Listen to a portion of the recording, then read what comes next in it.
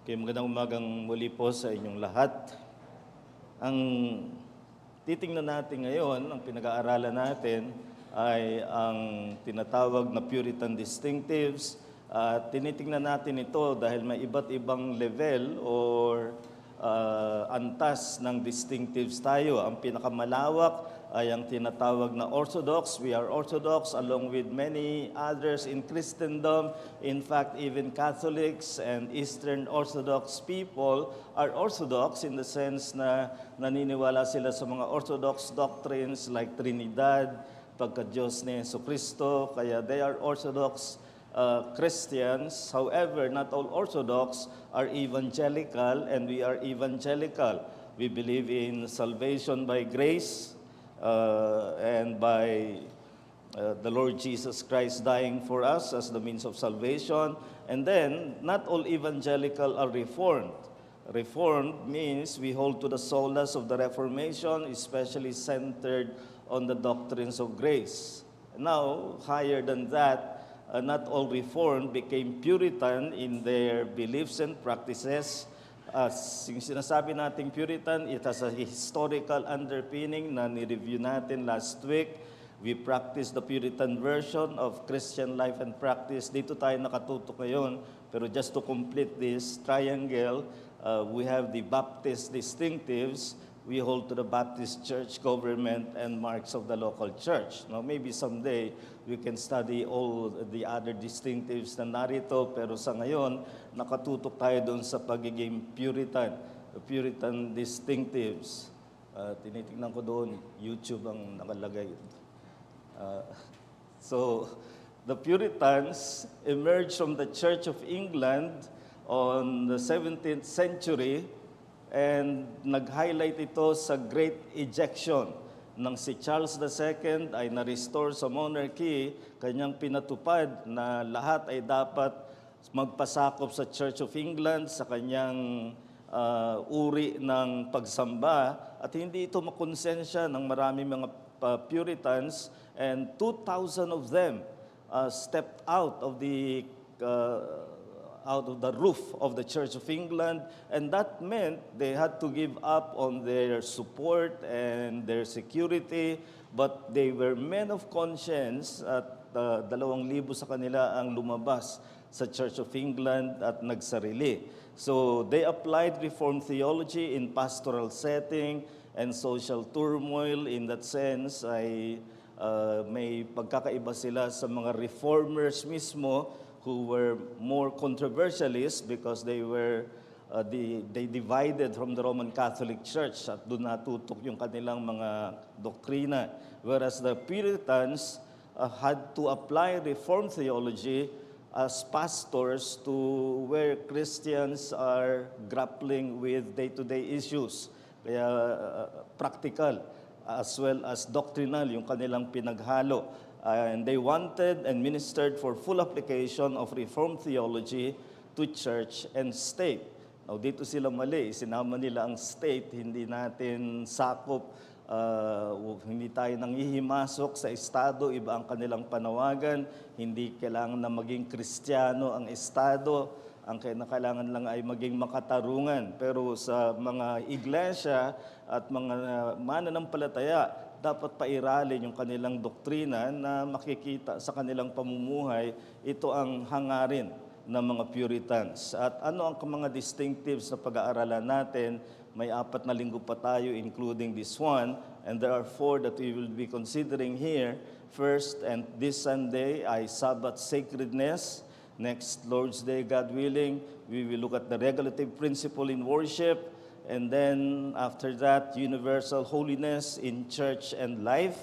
And finally, the sanctified heart and danger of apostasy. Ito yung hindi na natin masyadong naririnig ngayon, pero talagang pinagkadiinan ng mga Puritans. So we begin with that of Sabbath sacredness, ang kabanalan ng Sabbath. Kung titingnan natin sa ating panahon, by and large, professing Christians disregard the Sabbath. Wala silang pagmamalasakit, wala silang pagkilala sa kabanalan ng araw ng Sabbath. In fact, As you look at even evangelicals, there is unwillingness, even blunt rejection of calling Sunday as Christian Sabbath. Ayaw nilang tawagin. Parang para sa kanila, Sabbath, pang-Hudyo yan. Sa atin ay Sunday. But even if we just discuss Sunday, Sunday has lost its Lord's Day status, na ito'y araw ng Panginoon. Maring ngatwiran sila ng iba't ibang paraan para iwasan na may araw na ibinukod ang Panginoon para sa pagsamba ng kanyang mga mananampalataya at ng mga iglesia. There is an unwillingness even among those who still have regard for Sunday that it is the Lord's Day. It just so happened na ito yung day na in many countries there is some rest for the week, and then ginagamit nilang panambahan. But the Puritans were zealous for and committed to the sacredness of the Sabbath as the Lord's Day. So pinagsama ko na yung dalawang concept na yan.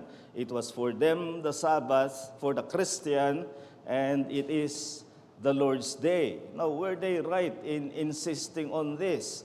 Or is it becoming just legalistic? So we are asking this question as an issue.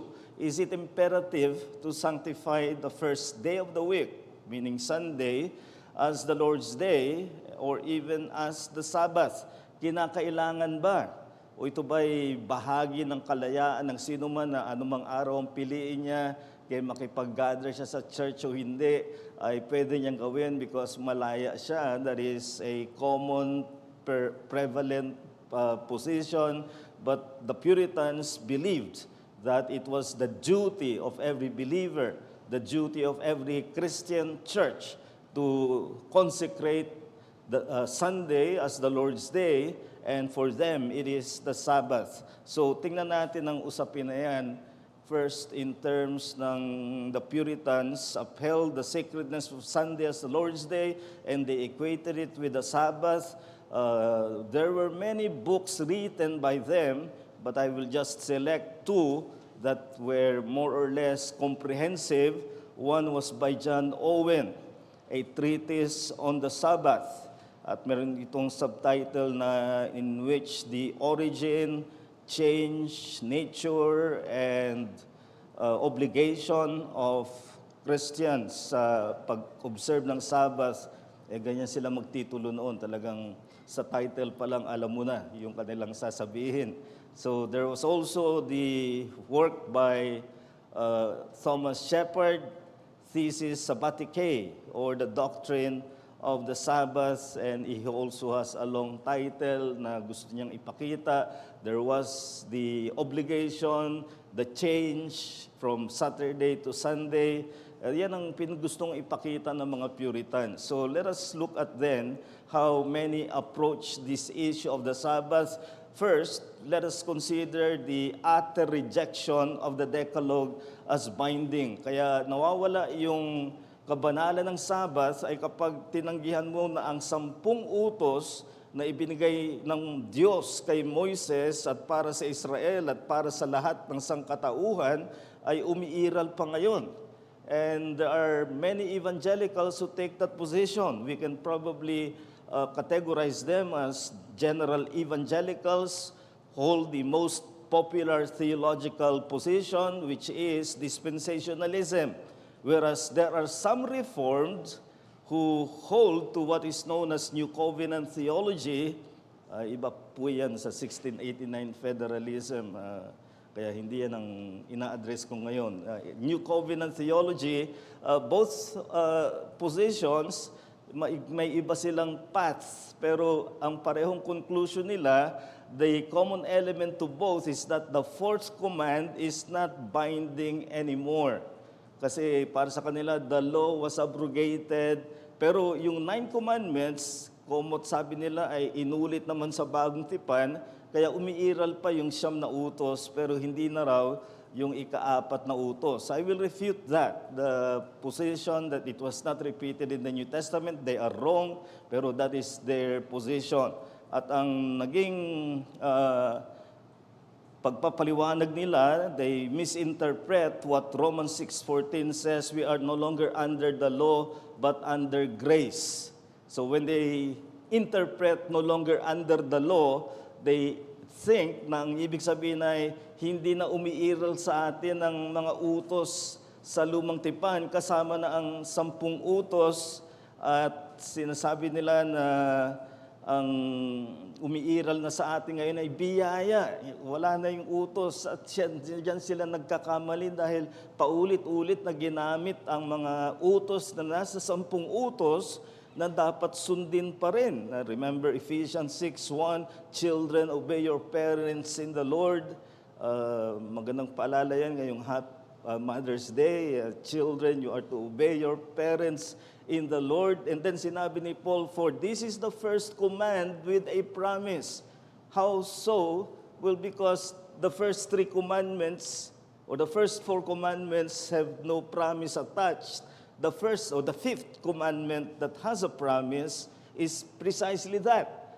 Obey your parents in the Lord. Sa makatuwid, kumukuha si Pablo mula sa 10 utos at inaangkop pa rin niya sa lahat ng mga Kristiyano. Kaya hindi totoo na no longer under the law means that 10 commandments no longer apply. What it means is that in its old covenant form, it is no longer it no longer applies to new covenant people, but the 10 commandments continue to be binding as new covenant commands.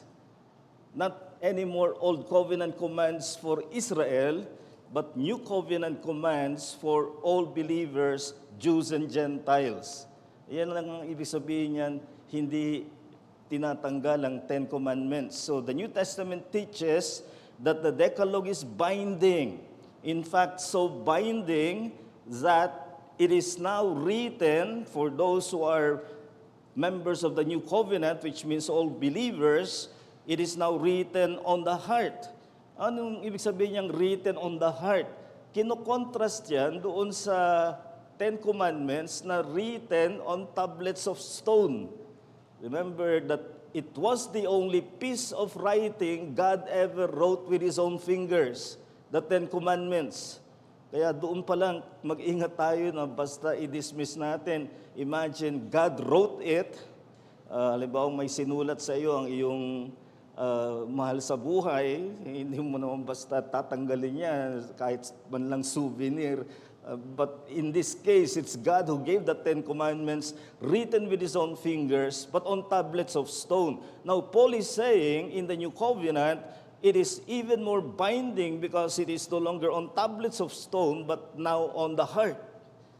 Kaya nung tayo ipanganak na muli, kasama yan sa inilagay sa ating kalikasan, bagong kalikasan na inilagay ang 10 utos upang masunod natin. So we challenge this rejection of the 10 commandments. Then there is another wrong approach, which is the distortion of Christian liberty on the Sabbath. Sinasabi nila, panahon na ito ng kalayaan, pinalaya na tayo sa mga pagkakagapos ng mga seremonya, isama na natin yung 10 utos. Malaya na tayo doon. Maaari na tayong kumilos kung anong gusto natin.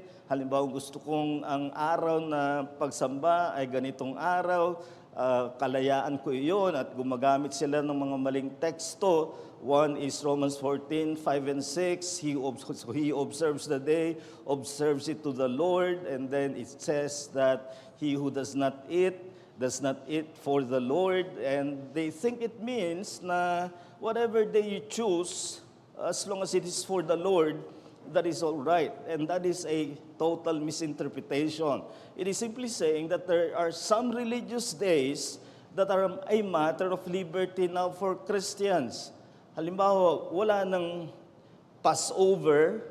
It was a ceremonial law. We observe it in the Lord's Supper, but it is not a Passover in the Old Testament sense. Wala na tayong Pentecost, wala na tayong mga ganong mga banal na araw sa lumang tipan na Israel, tinanggal na. So religious feasts were days that were holy in the Old Testament, no longer so. in the New Testament. But as I've said, the Ten Commandments continue to bind us. Isa pang ginagamit nila, Colossians 2:16, these are shadows of things to come. At isinama ron ang Sabbath. Sabbath there in the original is in the plural, Sabbats. And that is referring to ceremonial Sabbats. Dahil may iba't ibang Sabbath laws that are not part of the Decalogue or the Ten Commandments, pero Sabbath pa rin sila. May sabbatical year, may jubilee year, may mga ganyang may kinalaman sa Sabbath na hindi na tayo sakop niyan. But again, it does not free us from the Ten Commandments Sabbath. So the New Testament asserts the continuing Sabbath imperative. Yung sinasabi na lang hindi inulit, ang Panginoong Hesus mismo ang nagsabi. And then inulit sa New Testament, Hebrews 4 verse 9, after a series of statements by the writer about a future rest that we are aspiring for, he suddenly turns into present tense in Hebrews 4:9 and coined a word. Ibig sabihin, nag-imbento siya ng salita na walang duplicate sa ibang part ng New Testament at wala rin sa known Greek literature. This is the one unique place where sabastismos is used, which is translated, so then there remains, present tense, a Sabbath rest for the people of God. So after a series of future tense, we are looking forward to that rest, then there remains a Sabbath rest for the people of God. Then there is another wrong approach, and that is the adoption of pragmatism in Sabbath observance. Hindi sila concerned sa anong sabi ng Scripture, mas gusto nilang tingnan pragmatically. Pag sinabi nating pragmatic, it is whatever works for me is right. And whatever does not work for me is not right. Well, how do they judge what works? Remember 2 P's. Profit, pleasure. Those are the 2 things that they think will work for them, and because of that, they think they can transgress the Sabbath. So, it is this present generation that invented 24/7 business. Why? Because it's all about profit. And many Christians are dragged along with that mentality na, pag Sunday, mas malaking tubo kung sila'y businessman o kaya may stall sa palengke or may tindahan na sari-sari store. Pag sinara ko ng Sunday, wala akong mas malaking kikitain. So they are judging from the perspective of what will be profitable to them financially and materially, not what God commands. And then sa iba naman, pleasure. Linggo lang kami pwedeng magsama-samang pamilya, punta sa beach, mag-recreation or magkaroon ng katuwaan. So nakakahadlang yung pagdalo ng simbahan para dyan. So they may use even some virtuous sounding reasoning, it's family bonding time or kailangan ng body ng relaxation. So they then use Sunday for the purpose of pleasure. So alin dyan sa dalawa ang nagiging dahilan? Maaaring ang pleasure sa iyo ay mas makakatulog ako ng mahaba. Hindi ko kailang gumising ng mas maaga para wag ma-late sa office, pero church lang yan, so pwede ako matulog at i-skip ko na ang Sunday school, pwedeng humabol ako sa worship. So that mentality is rampant in many Christians. Remember, God is after His glory and man's good for the Sabbath. Do you think nung ilikhain niya ang Sabbath, which is before the Ten Commandments, by the way, it was on creation that He instituted the Sabbath? Do you think He was thinking of ano bang magpapahirap sa aking mga nilikha? Hindi. Ang inisip niya ay anong kapakinabangan. Ginawa ang Sabbath para sa pakinabang ng tao. So, what is the biblical presentation which the Puritans with excellence underscored? First, the Sabbath is, before it is 10 Commandments, remember it is creation mandate. Ibig sabihin, nandun na sa creation pa lang, bago pa nahulog ang tao sa kasalanan, nilikha na ang Sabbath para sa tao. Hindi lang dahil siya'y makasalanan, kundi dahil siya'y tao, kailangan niya ng Sabbath. And God Himself observed the first Sabbath after the 6-day creation, which I believe to be literal 6 days. Genesis 2 verse 3 says, "So God blessed the seventh day and made it holy." Holy means separate, consecrated, ibinukod. Because on it, God rested from all His work that He had done in creation. Now we must understand here, rest does not imply that God got tired. It simply means that He enjoyed the work of His creation. From the 6 days, He was occupied with creating. Now on the 7th day, He was as if reflecting on His own creation and was delighting on the work of His own hands. So that's the Sabbath rest na God Himself instituted at creation, and that means it's a creation mandate. The same thing that work is a mandate. So rest is a mandate. And this creation week becomes the pattern for the Sabbath. Nung ginawa na ito sa 10 Commandments, anong ginawang pattern? Because 6 days God created, on the 7th day, He rested. So naka-pattern siya sa creation mandate. So as creation mandate, it applies to all humanity as a moral duty. That is why the week is cycled in 7 days. Now, there have been attempts in history. First, in the French Revolution of 1789, they thought a 10-day week is better and more productive, which means 9 days straight work and only the 10th day is rest. And it proved counterproductive. And they went back to 7 days. Tinry din yan sa Bolshevik Revolution ng Russia in 1917. Also 10 days, and they thought it will be more productive. It proved counterproductive, and back they went to 7 days a week. Because that's the way God made human body. In its cycle of 7 days, 6 days to work, 1 day to rest. Huwag nating kalabanin ang karunungan ng Diyos sa kung ano ang mabuti sa sangkatauhan. At yan ang sinabi ni Jesus, the Sabbath was made for man, not man for the Sabbath.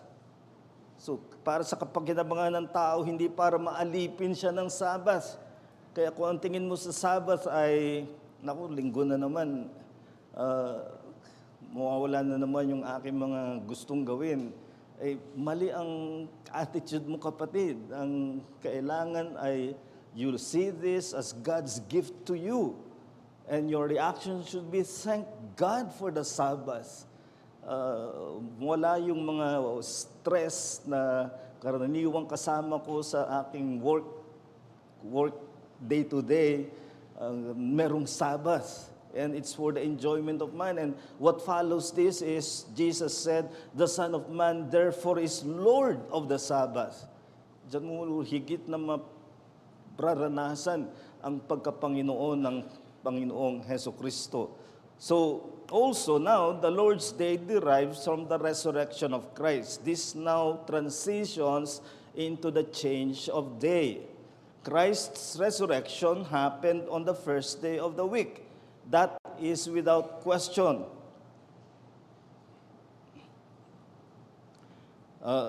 Sa testimony ng 4 Gospels, inulit-ulit yung first day of the week.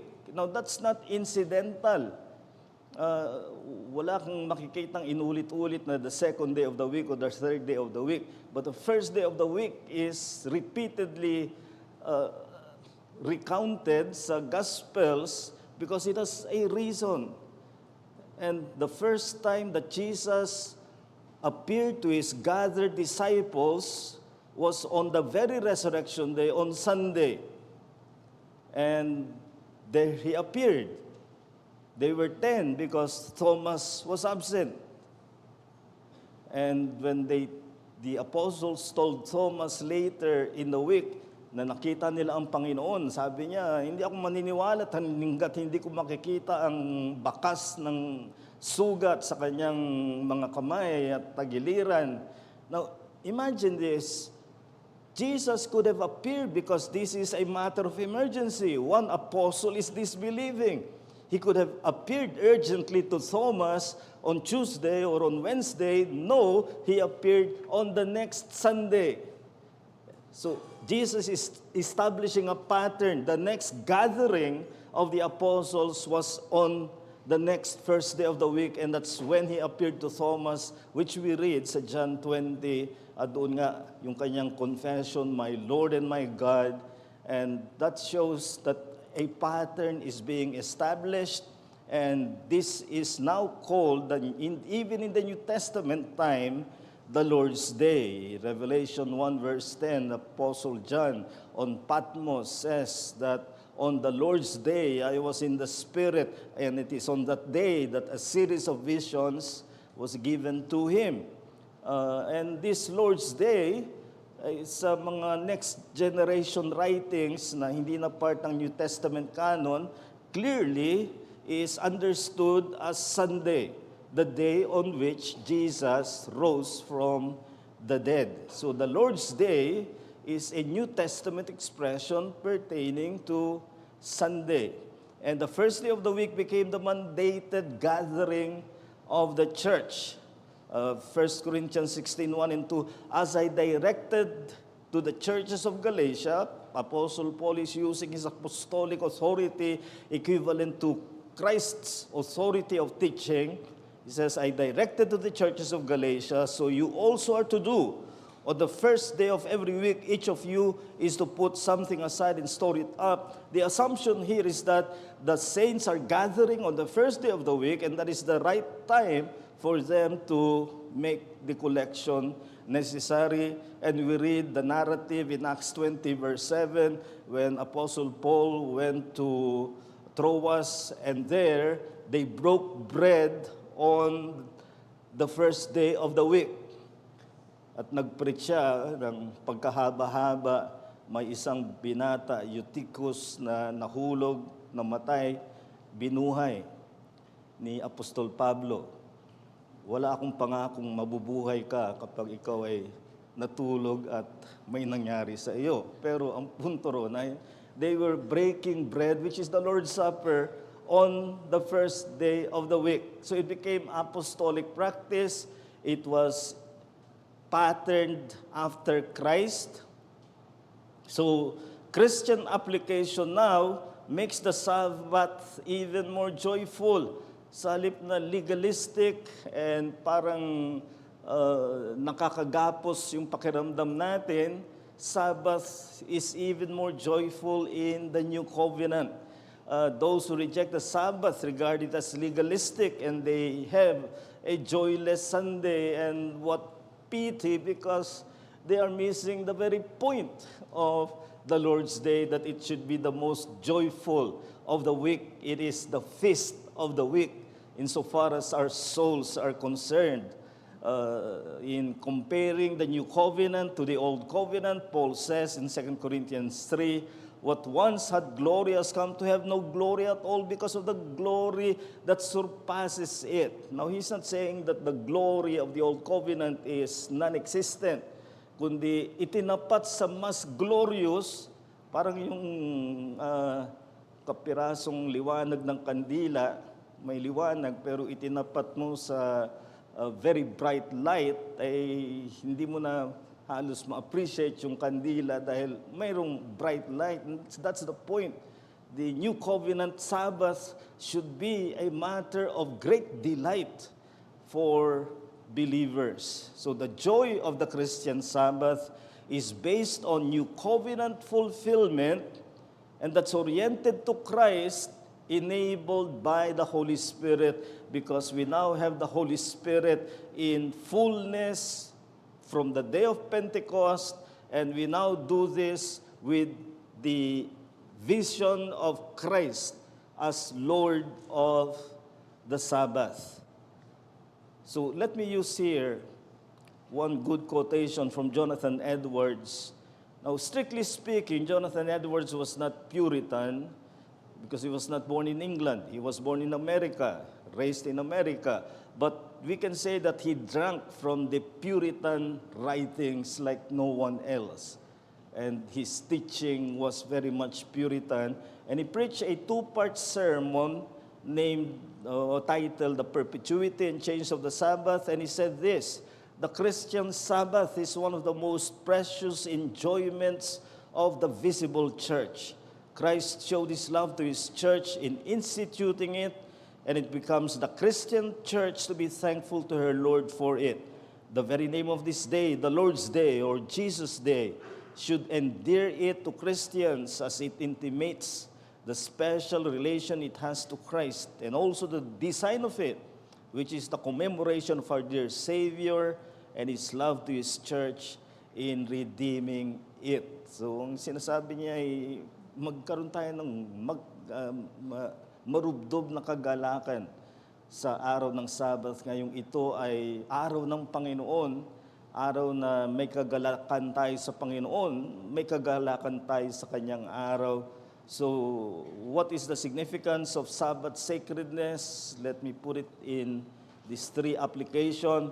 It gives one day in the week to highlight Christian distinction. Now, of course, every day of the week, your Christian distinction should manifest itself in your workplace, in your school, in your dorm, wherever. Kung ikaw ang Kristiyano na napapaligiran ng mga hindi mananampalataya, dapat ay sumibol ang iyong kakaibahan. Pero none like Sunday because it becomes worldwide. When most of the world are spending that day for profit and for pleasure, true believers, the true people of God, are flocking to churches around the world because they will feast on a joy of another kind, and that is the Word of God. And for such Christians to go along the direction of the world in profit and pleasure, you are burying under your Christian distinction by worldliness. So, I remind you of Hebrews 4:9. There remains a Sabbath rest for the people of God. Nananatili yan hanggang sa tayo makarating sa talagang ating kapahingahan. Another is that it upholds church mandates for corporate communion. Hebrews 10:23 to 25, that should be familiar with you. You provoke one another unto love and good works. Do not forsake the assembling of ourselves together, so much the more as you see the day approaching. Now, that reference to the day is, of course, the day of the coming of the Lord, but the reference to the day is very much connected to the assembling, because there is a day that is consecrated for assembling. So every Sabbath is a day until the day that we assemble and are gathered for our real rest. And in the gathering of the church, worship is priority. Yan ang pangunahin. Tayo sumamba sa Panginoon, nakatutok ang ating mga isip sa Panginoon, sa ating pagtitipon, at nandoon ang fellowship, but fellowship that is meant to be edifying, not fellowship of the kind that is, again, like the world's gossip and fake news, fellowship that edifies. And thirdly, it challenges graces for practical application. sa Sabbath, sa Sunday. Siyempre, araw-araw ipinapamuhay natin ang mga biyayang Kristiyano, pero ang Lord's Day, diyan lalong namumukadkad ang mga biyayang Kristiyano. Let me just single out joy.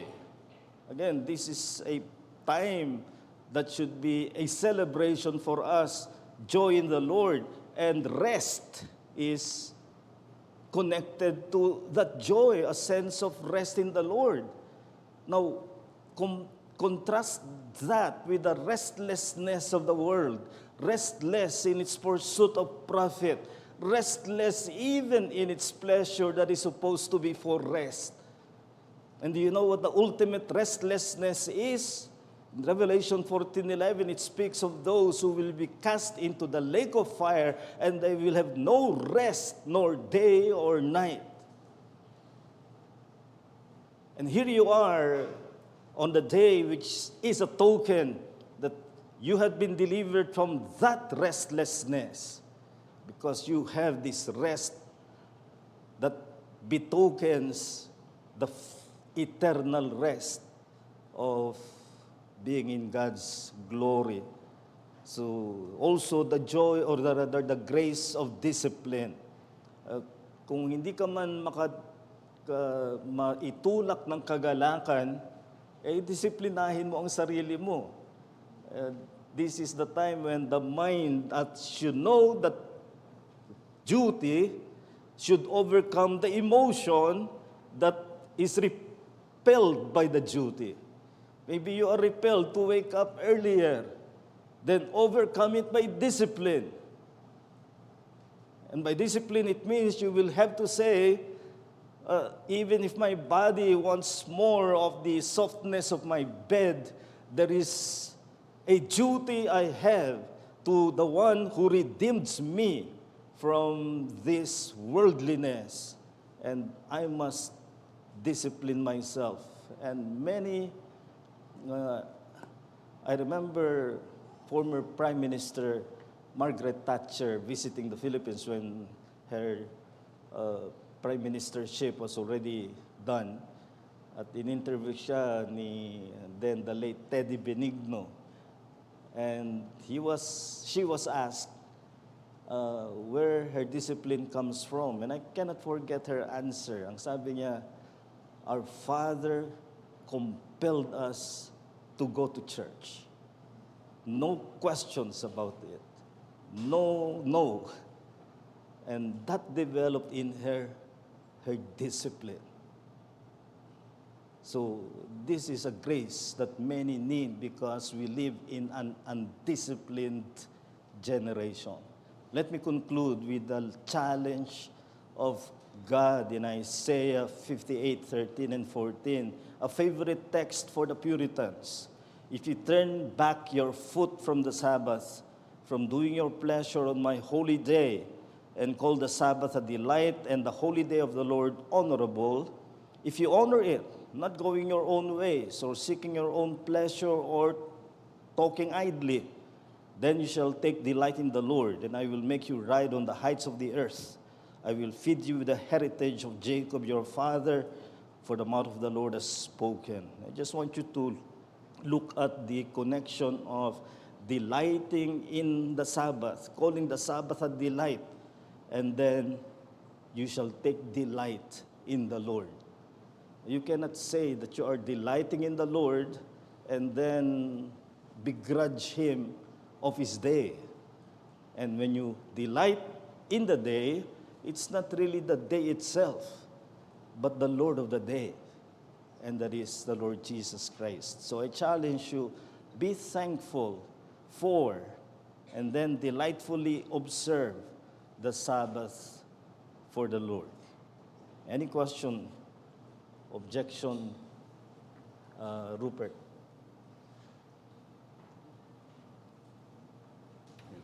Hello po, Pastor Noel. Tanong ko lang yung sa parang latter part dito sa handout.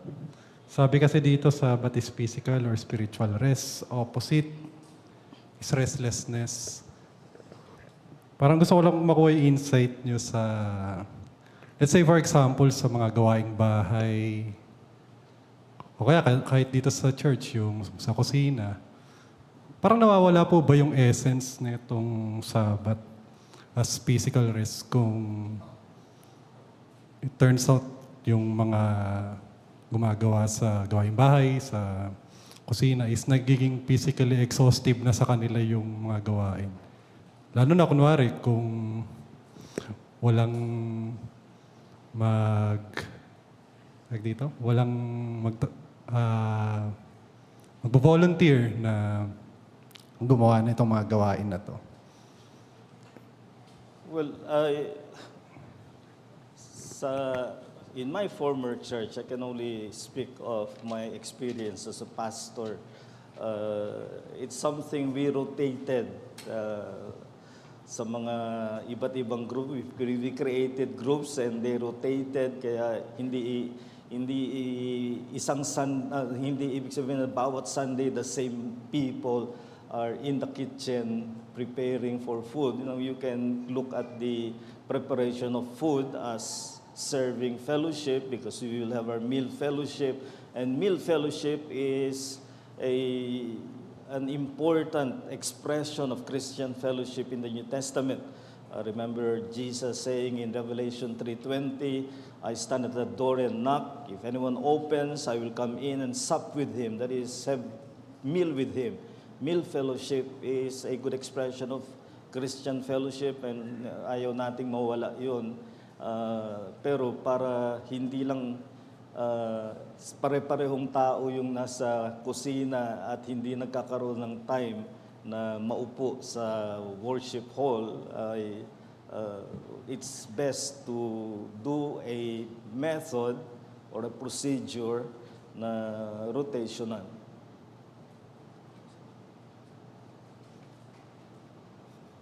Yes, Juancho then Becca.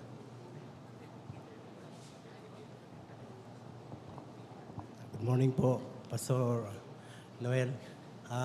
Na-discuss niyo po yung if a Christian who is not under the law, yung sa Romans, saka yung sa Galatians meron pa rin po yan, yung sa Galatians 5, yung if you are led by the Spirit, you are not under the law. Sa lecture niyo po, marami pong mistakes doon talaga sa mga paniniwala nila. So, lalo na sa Sabbath day, kasi utos talaga ng Diyos yun, nasa 10 utos ng Diyos. So, ang ano ko lang pong gusto ko lang malaman, kung paano may apply yung if you are not under the law.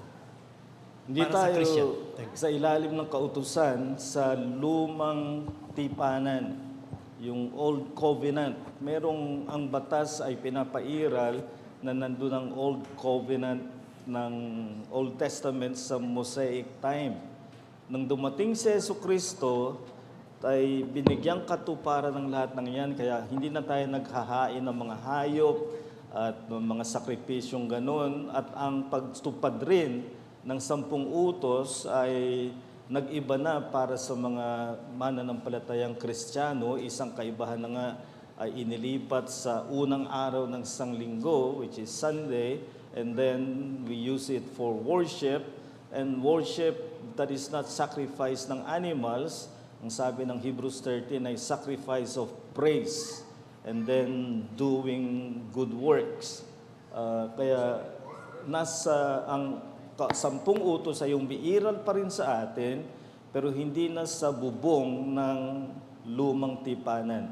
Nasa bubong na tayo ng bagong tipanan kay Jesucristo. Becca.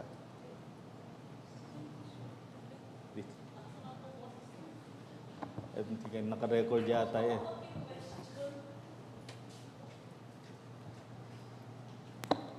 Yung question kasi ni Rupert regarding manning the kitchen. We have been manning, the ladies have been manning the kitchen for ages. If you're 47 years this year, natagal na po kaming nagro-rotate ng mga tao. And sa nalalaman ko po, kapaguran is real pagka nagmaman ka ng kitchen. Pero if you notice, kami na nagman ng kitchen kanina, nauna pa kami sa karamihan sa inyo because we make it a point to be early. And we do not use the duty. We do not use the duty to be of service and fellowship to our fellow members by not attending the services. Pero yung siguro, isang bagay na mapapagaan ninyo, yung physical na kabigatan ng nagmama ng kitchen is, kaya po nagkaroon ng reminders last Sunday before the prayer ng food is, when you after finish eating, yung linisin nyo na yung air nyo, ibigay nyo na sa kusina para mabilis po naming maligpit because we also want to enjoy the fellowship with the other people in the church. Last Sunday, mabilis kaming natapos and thank you for the help. And for the men, because malalaki po yung rice cooker natin, hindi namin kaya. Sana po wag nyo nang hintayin na lumapit pa kami sa inyo at mag-appeal sa inyong tumulong na maglinis ng rice cooker. Sana po magsabi kayo na mahirap po kasing lumapit. It's either para kami nagmamakaawa or parang nahiya na rin ako kahit matanda na ako, kahit makapal yung mukha ko kasi ako laging bumabalandra. Pero salamat po sa mga tumutulong. And alam ko naman po yung mga ladies, we're group 1, 2, 3, 4, yun po ang aming groupings. We're about 22 to 23 per group, enough for us to rotate. So hindi po kabigatan yun sa amin. Pero si Rupert kasi naguhugas ng pinggan namin, so baka may kabigatan siya. Okay, thank you for enlightening us. So may grouping, that's good, and makakatulong lahat if we practice yung busing sa yung nilalagay na yung mga pinagkainan sa kusina at ang mga lalaki tumulong sa pagbubuhat ng mga mabibigat na bagay. Other questions? Edith. So thank you, Pastor, for a clear and convicting message today. And thank you for the brethren na marami-rami tayo ngayon. Even with the strong aircon, it makes the room warmer. So maganda po na marami tayong nasa Sunday school. Two questions po. One is, paano natin po i-deal yung those who work on Sundays because they respond to medical and emergency services? Yun yung first question. Second question po is, why don't we do Lord's Supper weekly? Dun sa may work, we can look at this in two ways. Maring nag-work siya na control niya whether mag-work siya o hindi at pinili niya mag-work, then I believe that that is questionable. Kagaya nga nung sinabi kong halimbawang may-ari siya ng business o kahit maliit na tindahan at nangangalakal siya na pwede niyang isara. That's wrong. It's another thing kung shifting ang duty mo at nagkataon na Sunday and it's not your desire but you are a victim of the system. And then meron din sa Puritan teaching, you'll see this in the Westminster Shorter Catechism, that the observance of the Sabbath has two exceptions, works of necessity and works of mercy. So dyan papasok yung mga nasa medical field or other necessary work. So those are recognized by Scripture. Yan ang sinabi ng Panginoon, if your ox falls into the ditch on the Sabbath, will you not take it back? Which for them constitutes work, pero gagawin nila because of necessity. As to weekly Lord's Supper, I do not believe there is a mandate for a weekly Lord's Supper. What mandate we have is 1 Corinthians 11, as often as you eat of the bread and drink of the cup, you proclaim the Lord's death till He comes. Now, I know that there are brethren who practice weekly Lord's Supper. Kung ang gagamitin nila ay yun ang nangyari sa history, in some parts of history at least, well, they are proving themselves too much because what we see in the early church, the breaking of bread was daily. You read that in Acts chapter 2. They had daily breaking of bread. So, ang point sa hermeneutics ay you do not make the narrative the rule unless you have a corresponding assertion. And there is no assertion that it should be done weekly. The only assertive teaching is as often as you do it. It does not say how often, but as often as you do it. John Calvin wanted to have a weekly Lord's Supper, but the magistrates of Geneva overruled him, and he settled for, in fact, even a quarterly, not even monthly, but a quarterly Lord's Supper. So it means that for John Calvin, even though he would have preferred weekly, he was not someone who thought that this was something that would unchurch a church, dahil it does not do it weekly. Last two questions. Justin. Ang question ko po, Pastor, regarding sa mga baby showers and wedding showers during the Lord's Day, is it okay po ba na ginagawa yun during the Lord's Day or not? Well, mailalagay natin siya sa umbrella nung you encourage one another to love and good works. So when you tell a would-be mother, father, how to care for the child, I think that falls under edification. Ganun din ang ibang activities where there may be a part of fun, but the real substance is that of edification. Last question, Chit. Pastor Noel, paano naman po yung mga churches na ang practice ay mag-celebrate ng anniversary on a Lord's Day na kapag duma-attend naman yung mga people ay nawawala sa church nila. Yung sabi ng iba, once lang naman yon. Pero kung ang church friends mo ay 52 churches, the whole of the year, wala ka na sa church mo. Actually, ginagawa naman po namin ngayon, pero nga, pero na-realize nga naman namin na nawawala ka sa church mo on a Sabbath. Ano po yung opinion niyo doon? Kapag sa isang sangbahayan ay wala siya ng ilang yung times na they are together dahil merong special occasions sa friend na nasa ibang household, I don't think we would mind that much kung ito'y occasional.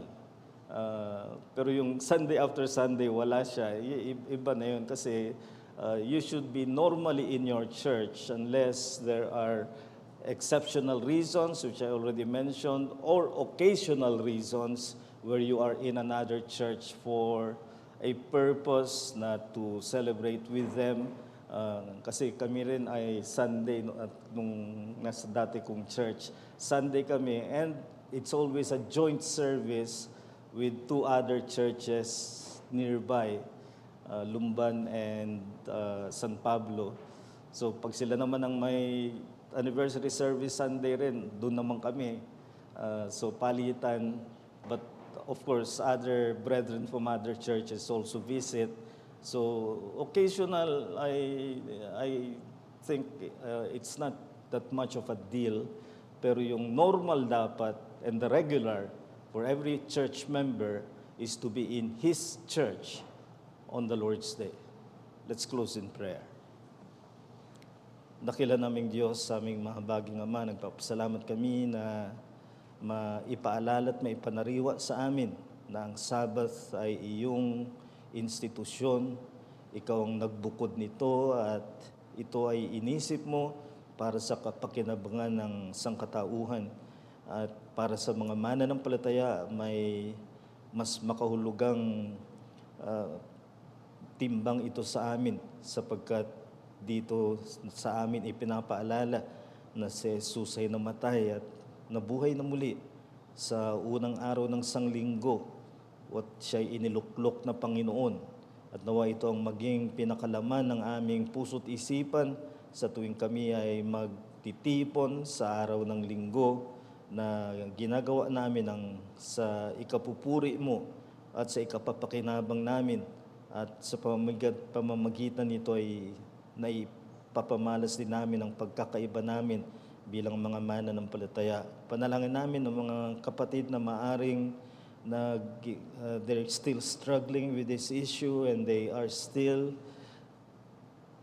lured by the attraction of profit or pleasure, that they may realize that they are missing out on the real pleasure, on the real profit for the soul.